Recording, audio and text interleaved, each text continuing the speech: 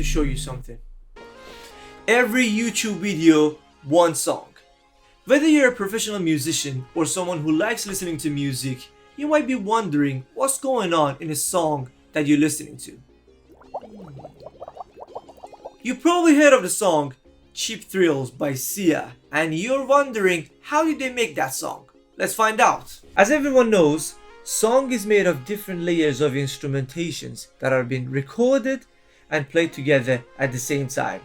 Very basic, right? But the interesting thing is how all these instruments are lined up one underneath the other to create this beautiful united sound that is pleasant to listen to. Have you come across a situation that all your friends were raving about this song but you didn't like the song at all? Liking a song or disliking a song depends to a lot of elements, from culture, religion, what you've listened to when you were growing up, and even your personality, and a lot of other elements. It's like salt and pepper. If you don't like pepper, doesn't mean pepper tastes bad.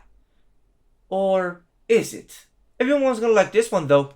Let's go. As you can see, I have the multi-track of the song, so let's break it down. Just a quick explanation.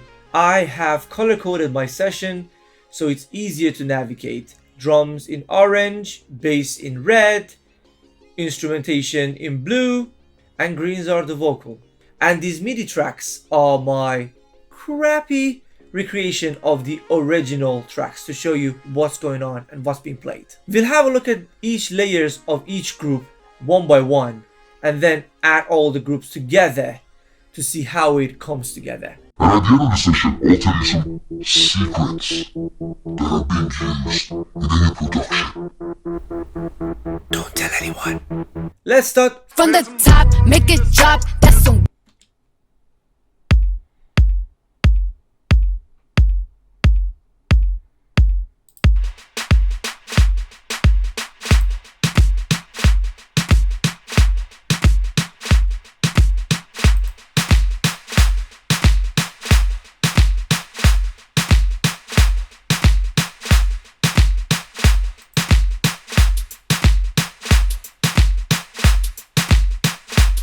Listen how beautifully drum is creating that vibe and that groove.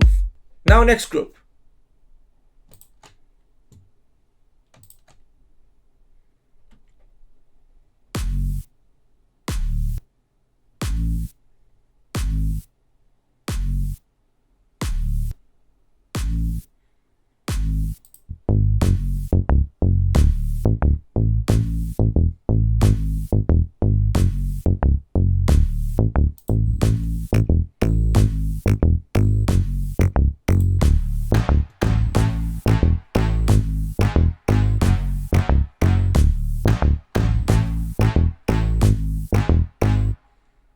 Beautiful.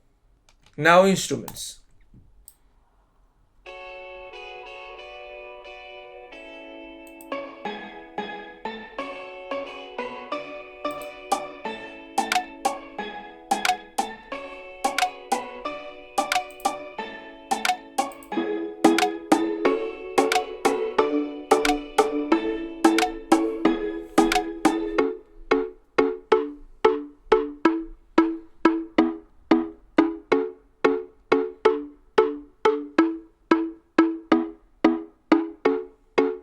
Absolutely gorgeous. Now it's time for vocal.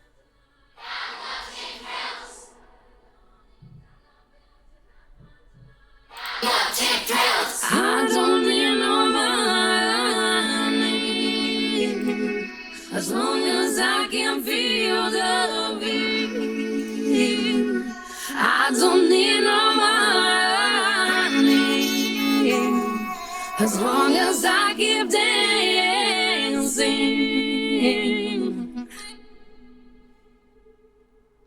Now let's add the groups together one by one.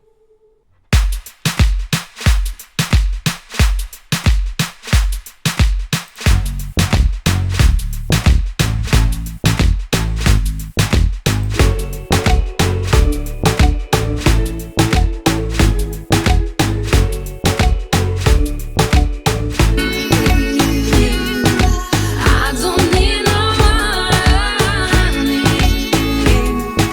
as long as I keep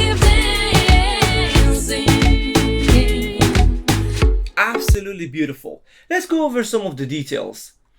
So the song is in F sharp minor, and it's a 2-bar loop that goes between F sharp minor, D major, A major, and E major. For example, let's go to this bass part.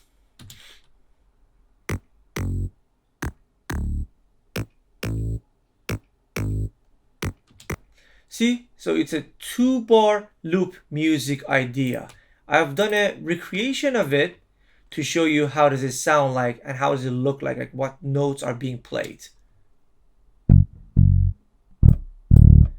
So it goes from F sharp to D to A to G sharp. Pretty basic, right? Or, for example, this brass bass.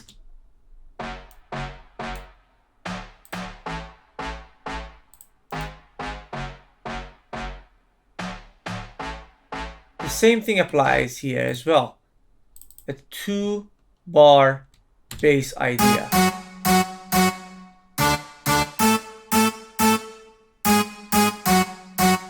Or in the instrument section, for example, this steel drum is still a 2-bar loop. And I recreated it so you can see what are the notes that are being played. So it goes from C sharp, B, D, A, C, G sharp, and the last note is A. And the main instrument that's being played the most throughout the song is this percussion synth pluck, which you can see it has a very prominent presence in the song, which is this sound.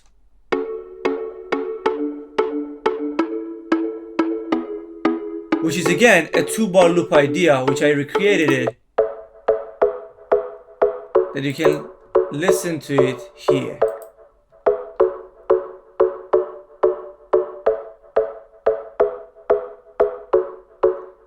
A 2-bar loop of 16 notes following the original chords of the song. And for the sake of this video, I have played the original melody that Sia is singing in here, so you can listen to it and have a look at the pattern, that how the vocal melody has been arranged and written down. Baby, I don't need dollar bills to have fun tonight. Baby, I don't need dollar bills to have fun tonight. I don't need no money as long as I can feel the beat. I don't need no money as long as I keep dancing. What's interesting in this part that I wanted to mention, if you have a look, these two melodies are exactly identical, and these melodies are identical as well. So what you can see in a lot of pop songs, repetition is very, very popular. Now it's time for revealing the secrets. By the way, if you like this video, hit that subscribe button, hit that like button, comment down below, and let me know what you think. Now let's go back to the secrets. As a matter of fact, there is no secret. You're gonna have to work your butt off to be able to make it. But there are some tips that the majority of them are being used in all production, and I'll go over a few of them. If you look at the whole project, there are some interesting stuff that we can look at. For example, look at all these gaps in these places, right? Even in the kick and percussion synth pluck session, which are the most prominent sound in this production, you can see these gaps, which are silences in the track. I think this can easily demonstrate that silence is as important as any other note in production. Number 2, use a good quality sound. Doesn't matter if you're using a virtual instrument sample-based sound or you're actually recording an instrument. If you're using a sample-based virtual instrument, make sure it's a good quality one, because it's going to be pretty tough to make something good out of something bad. Even if you're recording an actual instrument, make sure your recording chain is up for the job. Whether you use an actual instrument or you use a sample-based visual instrument, you gotta make sure you use the full potential of your instrument. What does it mean? Let's listen to this kick drum.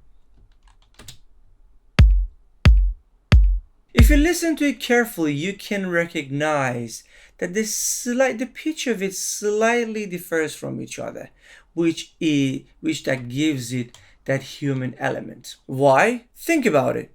If a drum player is playing the drum, he or she is never going to be able to hit that kick with the same exact pressure.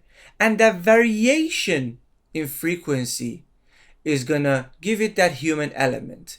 Even the timing is going to be slightly off, which is obviously musical, but it's never going to be exactly on time, which is going to give it that human element. So make sure you use all the articulation that you would be able to use that is relevant to your production to bring those sounds alive. Or let's make another example. Listen to this bass synth.